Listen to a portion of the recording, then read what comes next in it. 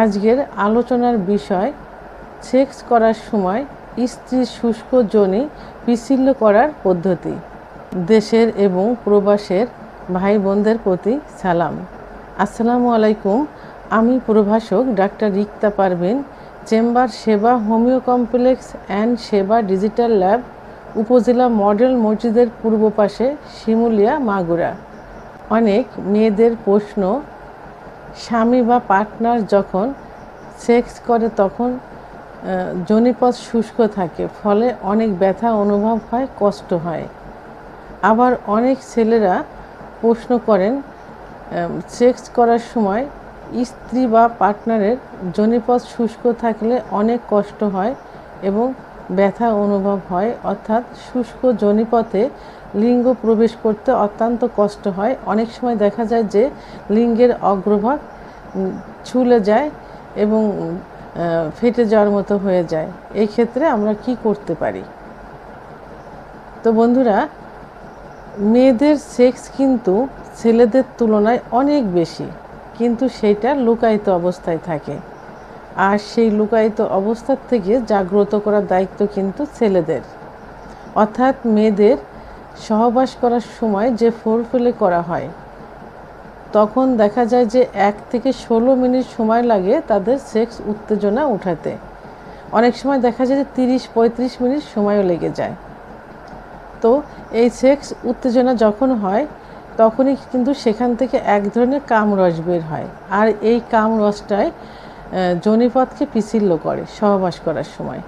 কিন্তু যদি সেই কামরস বের না হয় তখন যৌন মিলন করতে কিন্তু অনেক কষ্ট হয়ে যায়, অর্থাৎ স্ত্রী ব্যথা পায়, যোনির ভিতর লিঙ্গ প্রবেশ করতে চায় না, মনে হয় যে ভিতরে ওয়ালগুলো, যোনির পথের ওয়ালগুলো চিরে যাচ্ছে, ব্যথা অনুভব হয়, জ্বালা পোড়া করে। আবার অপরপক্ষে যে স্বামী বা পার্টনার থাকে তারও দেখা যায় যে যোনিপথে লিঙ্গ প্রবেশ করতে অনেক কষ্ট হচ্ছে, অর্থাৎ লিঙ্গের অগ্রভাগ অনেক সময় দেখা যায় যে ছুলে যায়, ফেটে যাওয়ার মতো হয়, রক্তপাতও হয়ে যায়।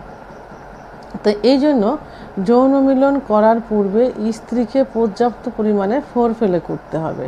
অর্থাৎ স্ত্রীর যেসব জায়গা সেন্সিটিভ জায়গা আছে সেই জায়গাগুলোতে ফোরপ্লে করতে হবে। ফোরপ্লে করার পরেও যদি কামরস বের না হয় তখন সহবাস করার সময় আপনি আপনার লিঙ্গে অথবা স্ত্রীর যোনিপথে অলিভ অয়েল অথবা নারিকেল তেল ব্যবহার করতে পারেন।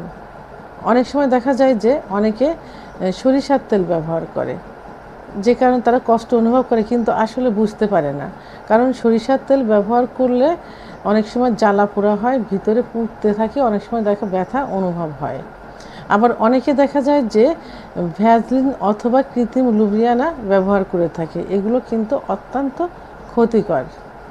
আপনি প্রয়োজনে আপনার স্ত্রী বা পার্টনারের যোনিপথের উপরে যে ক্লাইটোরিয়াস নামে একটা অংশ থাকে, অর্থাৎ বোতামের মতো খালি চোখে দেখা যায় না, সেই জায়গাটা হাত দিয়ে স্পর্শ করতে পারেন। বারবার হাত দিয়ে স্পর্শ করলে অনেক সময় দেখা যায় যে উত্তেজনা সৃষ্টি হয়। আবার এটাও করতে পারেন যে আপনার লিঙ্গ, যোনিপথ এবং ক্লাইটোরিয়াসে লাগাতারভাবে সঞ্চালন করতে পারেন। লাগাতার সঞ্চালনের কারণে অনেক সময় অর্গাজম হয়ে যায়। অর্গাজম হয়ে গেলে দেখা যায় সেখান থেকে যে কামরসটা বের হয় সেটাই যোনিপথকে পিচ্ছিল করে ফেলে। তো যদি এটাও সম্ভব না হয় তাহলে এই যে সঞ্চালন করার সময় আপনার লিঙ্গের দিয়ে এক ধরনের পিচ্ছিল রস বের হবে, এই রসটা দিয়েও আপনি আপনার স্ত্রীর যোনিপথ পিচ্ছিল করতে পারেন। এই যে আমি বিভিন্ন পদ্ধতির কথা বললাম, এই পদ্ধতি দিয়েও যদি কামরস বের না হয় এবং যোনিপথ পিচ্ছিল করতে না পারেন তাহলে আপনি আপনার নিজের হাতের নখ দ্বারা স্ত্রীর যোনিপথ সঞ্চালন করতে পারেন। অবশ্যই সঞ্চালন করার পূর্বে নখ ভালো করে পরিষ্কার করতে হবে এবং নখে যে চারি থাকে সেটা কেটে ফেলতে হবে। তা না হলে দেখা যাবে যে যোনিপথের ওয়াল অনেক সময় ওয়ালে লেগে চোট লেগে অনেক সময় রক্তপাত হয়ে যেতে পারে এবং বড় ধরনের ইনফেকশন হতে পারে।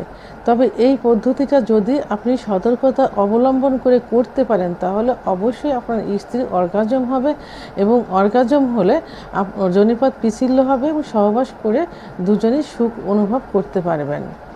তো বন্ধুরা, আমি এত সময় যোনিপথ পিচ্ছিল করার জন্য যে পদ্ধতিগুলো বললাম, অবশ্যই আপনারা আমার এই পদ্ধতিগুলো ফলো করলে আপনার স্ত্রীর যোনিপথ পিচ্ছিল করতে পারবেন।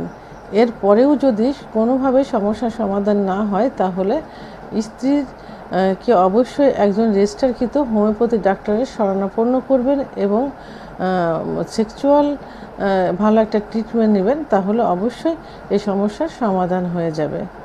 তো বন্ধুরা, আমার ভিডিওটি সম্পর্কে যদি কোনো মতামত থেকে থাকে তাহলে অবশ্যই কমেন্টসের মাধ্যমে জানাবেন। আর ভিডিওটি ভালো লাগলে লাইক, কমেন্ট, সাবস্ক্রাইব করে আমার সঙ্গে থাকুন। আল্লাহ হাফেজ।